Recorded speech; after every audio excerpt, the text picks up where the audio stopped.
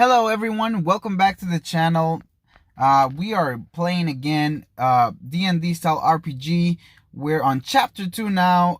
If you've been following the series, you know where we're at. It's some crazy stuff is going down. But if by any case you are a brand new watcher and you just saw this video and decided to check it out, make sure you start from the beginning. Their link will be in the description of this video, but also consider following me. Give me a sub, and hopefully you can share this video as well with your friends so more people can see it. They may enjoy something like this. But needless to say, let me give you a recap. Basically, we went into this temple where we're trying to fight this shade looking thing, which we found out it was from the castle that we first started on chapter 1. And then we found our friend. I don't know if she's a friend, but our friend, Siba, she's being eaten by this cult. The Naruls is crazy. And then we're being attacked. I think we ran away, if I remember correctly. I think we're running away from this place, but oh yeah, they blocked us. That's right. So they blocked us. We're trying to escape because they, Narisa, she yelled out and they kind of saw us. It was going on. You need to watch the last video, guys, because it's crazy. It's crazy what's going on chapter 2. Really tough decisions. And even the video before that, it's also crazy things happen. I don't want to tell you. But anyways, let's get started. We are deciding whether we want to find another way out or hide in one of the rooms. I don't want to hide. There's a lot of people. There's a lot of people out there. I think we just need to find a way out. So I'm going to read this last sentence one more time, and then we're going to decide, all right? So the two of you dash towards the way you came in, but you can hear many footsteps coming from that direction. They have cut you off without thought as to where you're going. You run down a long hallway with many doors. Your pursuers are not in sight, but you can hear their shouts all around. What do you do? All right, so we can either hide. They don't see us, but, there's probably their rooms. They probably know this place better than I do, so we're just going to find a way out. Let's go. You continue down the hall. There's a stairway going up and a stairway going down that you think will lead you out of the front doors. Unfortunately, you hear movement down there. You peek over the banister and see 3 robbed figures. You suspect there might be more still, since one of them appears to be speaking to someone out of your line of sight. From somewhere above, you hear the faint footfalls of boots and marble. Behind are many shouts and the sounds of stomping boots. You must act fast. The demon walks above by my goddess's honor. I will go meet him. Are you with me? She whispers in your ear. Suicidal cleric, you think?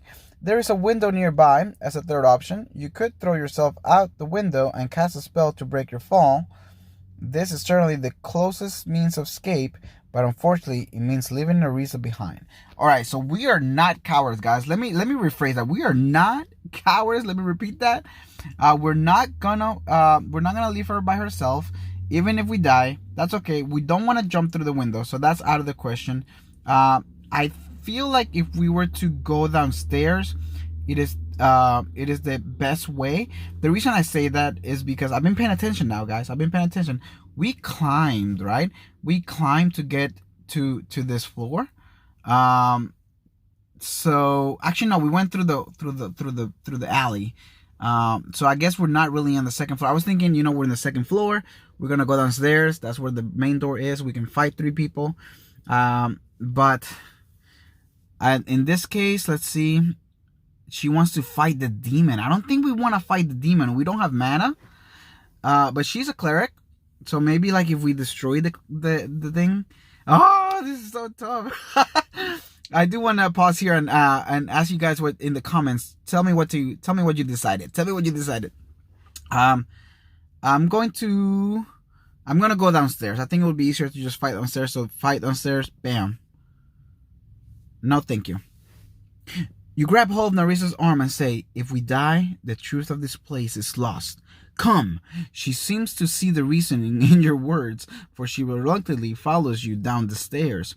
As you descend into the huge entrance hall, you see a total of 5 of the enemies holding hands in a circle. All of them are wearing the long yellow robes and purple masks, except for the one you recognize as the wealthy merchant's wife. Evidently, she did not bother putting her robe and mask back on since you interrupted the ceremony. She sees you first and shouts out. She then starts a dark prayer. What do you do? Alright, so we don't have enough mana to do that.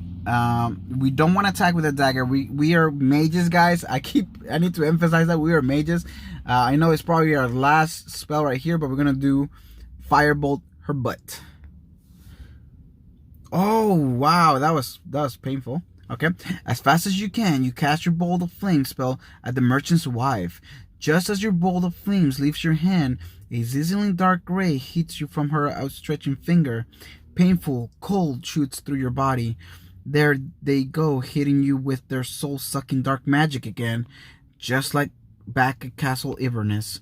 As you stagger to recover, you watch your firebolt strike your attacker right in the head, lighting up her long hair like an inferno. She lets out a terrible scream and then falls to the ground, thrashing. Meanwhile, Narissa has charged down the steps and bludgeoned one of the others with her mace. It's still 3-1 against her, so you pull out your dagger and charge. You are hit with another dark ray before you reach them. After a few long seconds of brutal close quarters combat, you and Narissa stand victorious. There are shouts from the stairways above. The two of you sprint to the front doors, which of course are locked. Thankfully, your magical key takes care of that, and the two of you are off running into the dawn light as dark bolts of chilling energy zip past your head. You hear shouts from behind, and then a loud bell chimes from somewhere. Gods, they must stir the city itself against us, you ask. So it would seem, Narissa answered between breaths. We must make haste to my temple. There, a straw merchant. Perhaps we can stow away in his cart. An old nag pulls that cart. Do we not want a more expeditious retreat, you ask? What do you do? Ask Narissa to bribe the merchant, charm the merchant. We don't have mana. Oh, I feel like we just spent all of our mana. Silly, let's just keep running. Ask Narissa to bribe the merchant. I think we should just keep running because I think we just need to go. We really just need to go faster, right? Oh my gosh! Oh no! Down the road, the two of you run, trying to get as much distance between you and the temple as you can. When you're a few blocks away, you hear a panic-inducing sound. Hoof beats. Of course, the well-to-dos of that cursed temple have horses. This way, you shout to Narissa as you veer down a side alley. You look back. There is one rider wearing plate mail armor still behind you. Neville Scott. He rides a war horse. Fear pulses through you. Looking back was a mistake. You trip over a pile of refuse. These alleys are little more than trash receptacles. Cursed medieval hygiene. Narissa nearly joins you on the ground as she is forced to leap over you. And then comes the war horse. The rider does not have room in this narrow alley to effectively use his sword, but he doesn't have to. His armor mount is trained to trample enemies.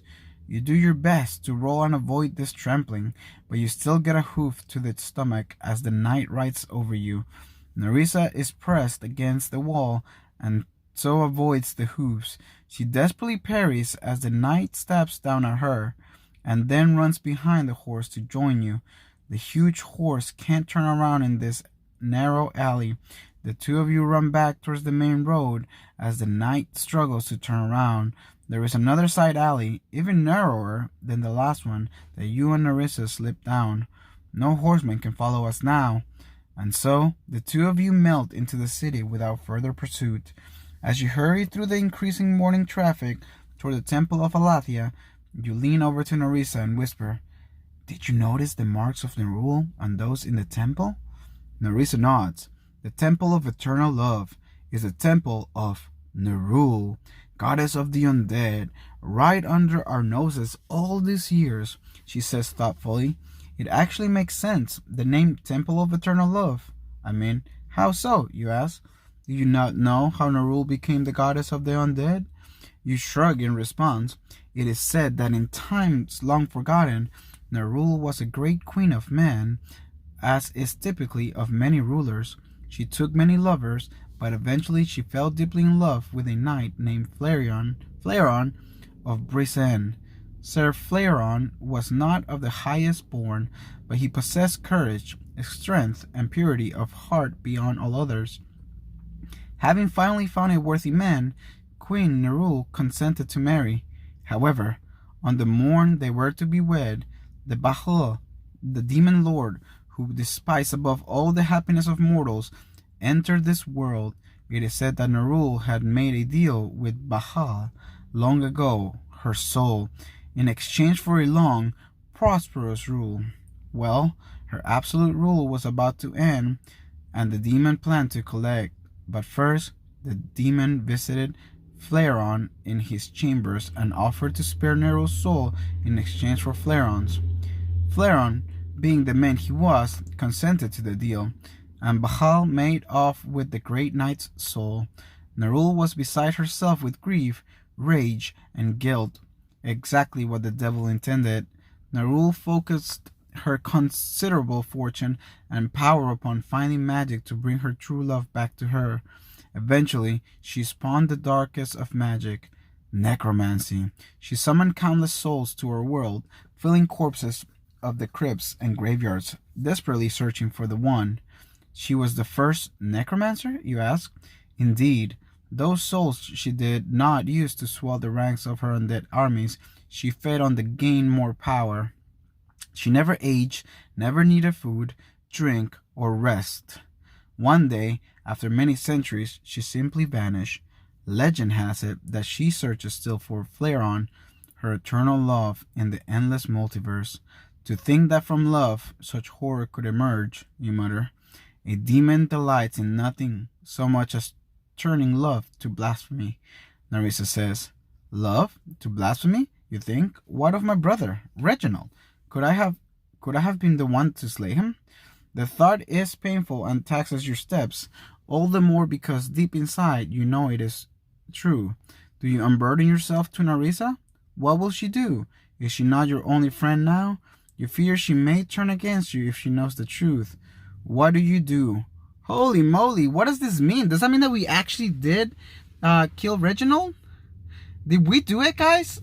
That's heartbreaking, actually. I'm gonna stop the video right there. We lost a lot of life. We made some bad decisions. We're still alive though. We're probably gonna rest, which will heal us and give us some more mana again. What do you guys think? Let me know in the comments before the next video. Should we tell her that we may be the ones that killed Reginald, or do we remain silent? Please let me know in the comments. Appreciate you guys. See you guys next time.